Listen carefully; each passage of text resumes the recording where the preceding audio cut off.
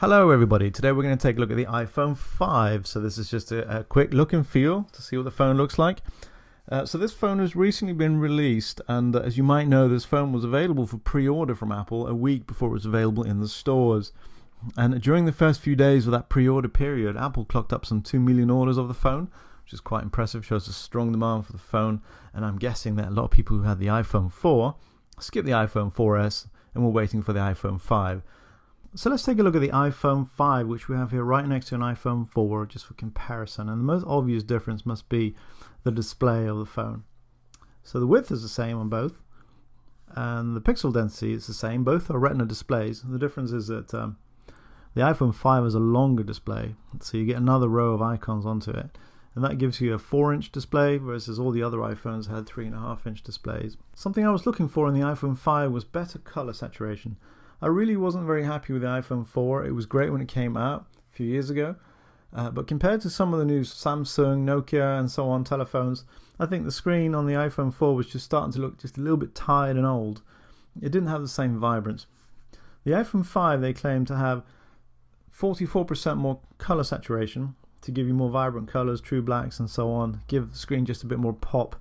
I think it does to an extent, but it wasn't as much as I was expecting.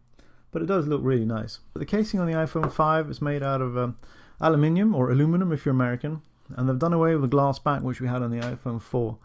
I didn't like the glass back actually. I didn't understand why you would stick a glass back on a phone, or more glass than you need to on a phone, because it's something you might drop and that just makes it a bit frail. So it's all aluminium and feels very nice actually, very nicely machined, very snug.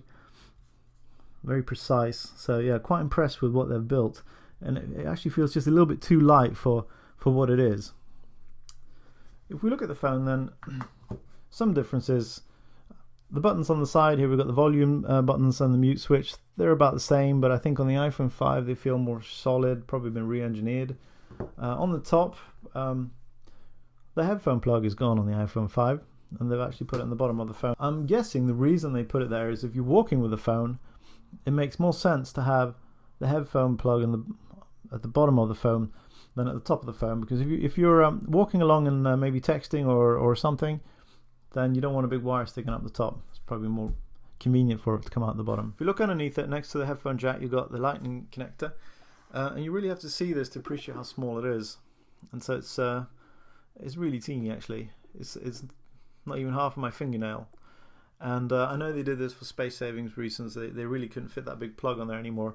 Everything in this phone is apparently very crammed in. There isn't a lot of space in there. Another difference then is the SIM card slot. We used to have micro SIMs for the iPhone 4 and 4S. And they've gone to nano SIMs now, which are even smaller. So I was a bit surprised. I expected this to be much smaller, but it was just a bit smaller. And I was able to take my old micro SIM card and cut it to shape with a pair of scissors and put it in the phone and get it to work. I wouldn't recommend you do this because I probably got lucky.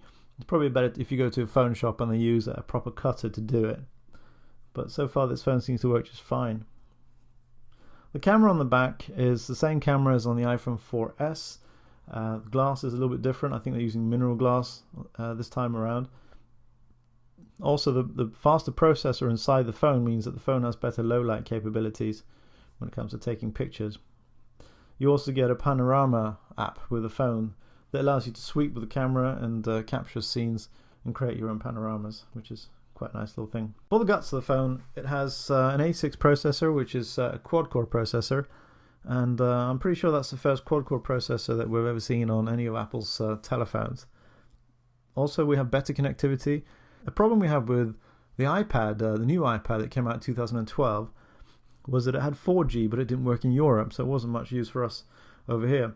But this phone has got 4G that works over here, and 4G networks seem to be rolling out in several cities across Europe, so it's a nice addition. It's also supposed to be faster on Wi-Fi networks compared to the older iPhones. It's got 3 microphones versus the old one only had 2, which gives you better fidelity.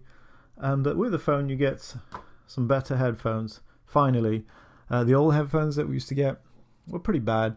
They had no bass, but these do produce quite good bass. They're not the best headphones in the world, but they're actually adequate for what they are.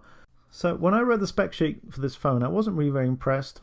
It just seemed to be, well, slightly bigger screen, faster processor, you know, the normal incremental stuff. But now I've had a chance to look at the phone and actually handle it and play around with it. I'm quite impressed. I think it's a nice phone. It's so nicely made, so nicely machined. So maybe you're thinking about buying an iPhone. If you are, then I hope this video has been helpful. Take care now. Bye.